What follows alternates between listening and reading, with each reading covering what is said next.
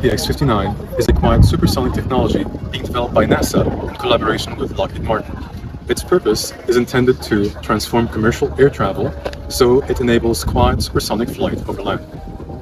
Now, unlike earlier aircraft, like the Concorde, its predecessors were restricted due to loud sonic booms, which were not being accepted by the people on ground. Now, this aircraft, the X-59, is engineered to produce a significantly quieter sonic boom, which we call sonic thump, that can be more accepted and tolerable to those beneath the aircraft. So, this aircraft is approximately 30 meters long. It flies at around 55,000 feet, and it's designed to fly, rather cruise, at a Mach 1.4. Now, among its objectives, it's to collect community response data that will help authorities like the FAA and ICAO to create new sound-based rules that will enable other supersonic aircraft to fly more easily inland, and especially in the USA. Its first flight is scheduled for 2025, where public response will be gathering afterwards. The X-59, this aircraft, marks a crucial step towards a faster, environmentally responsible air travel. So the first supersonic flight was on October 14 in 1947 with the Bell X-1 rocket engine-powered aircraft, piloted by Charles Yeager from the US Air Force, achieving a maximum speed of Mach 1.06. Before the introduction of civil transport supersonic aviation, all supersonic missions were only limited to military purposes with a Mach 2.5 limitation. The first civil supersonic aircraft ever made was the Tupolev Tu-144, originating from the USSR, achieving a speed of Mach 2.2. It took its first flight on December 31 in 1968. The second supersonic transport aircraft was the famous Concorde, which originated in both France and the United Kingdom. It took its first flight in 1969 from the city of Toulouse in France, achieving a speed of Mach 2.06. British Airways and Air France were the only operators of this aircraft. Unfortunately, the Concorde retired in 2003 following the tragic accident of Air France flight 4590. As for the technology used to build the X-59, a combination of advanced prison system, low-boom technology, and specialized airframe configuration was required. The advanced vision system, known as the external vision system, replaces the traditional flight deck with an electronic window.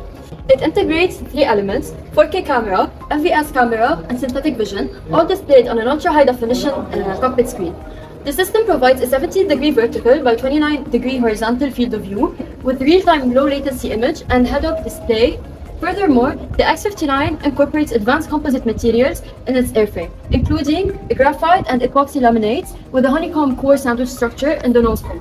The materials offer a high strength-to-weight ratio, enhancing aerodynamic performance and guarantee dimensional stability under a variety of load conditions. The X-59 unique design aims to reduce sonic boom noise, making supersonic flight more feasible over land. The aircraft features delta wing design, which permits the aircraft to generate more lift and stall at higher angle of attack compared to typical commercial aircraft wing design. The X-59 is designed with a pointed, elongated nose. This pointy nose creates an oblique shock wave, which is weaker and may keep the flow supersonic after the shock. A shock wave is a sudden change in pressure. When the aircraft approaches the speed of sound, air compresses at the nose, forming a virtual barrier known as a sound barrier. When the airplane exceeds the speed of sound, the air cannot move out of the way quickly enough, resulting in the formation of a shock wave. In addition to the shock wave that happens at the nose, the engine produces a separate shock wave at its inlet. This occurs because the inlet of the engine is designed to decelerate supersonic airflow to subsonic speeds, making it suitable for the compressor. By mounting the engine on the top of the fuselage, the sonic boom intensity from the shock wave is redirected upward instead of downward toward the ground. The aircraft also incorporates forward canards, which opposes to the aft tail design that exerts downward force on the tail. The canards prevent the aircraft from pitching down. With these design features, the noise produced by the shock waves is no longer considered as a sonic boom. Instead, it's termed a sonic thump with an intensity of 75 decibels close. As for the flight test, the X-59 development began with a flight readiness review, in which a board of independent experts from NASA completed a study of the project team's approach for safety for the staff and the public during ground and the flight test. This was followed by an important structure test and critical inspection that included shaking the airplane to make sure there was no unexpected problems from vibration. Developers then proceeded to fire up the GE jet engine by including a series of tests on the engine when it is running full afterburner. Another major check was checking the aircraft wiring to connect flights, computer, electronic system, and other hardware together to be sure there was no concerns about electromagnetics interference. Subsequently, engineers tested the aircraft's ability to maintain a certain speed while flying. This testing phase introduced the use of aluminium bird instead of iron bird. Now, this aluminium bird tests the systems of the aircraft itself, which in case saved money and gave engineers confidence in the design.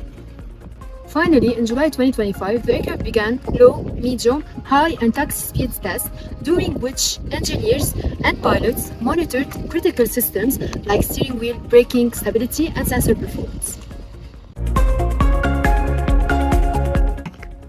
NASA's X-59 program isn't about creating a new passenger jet.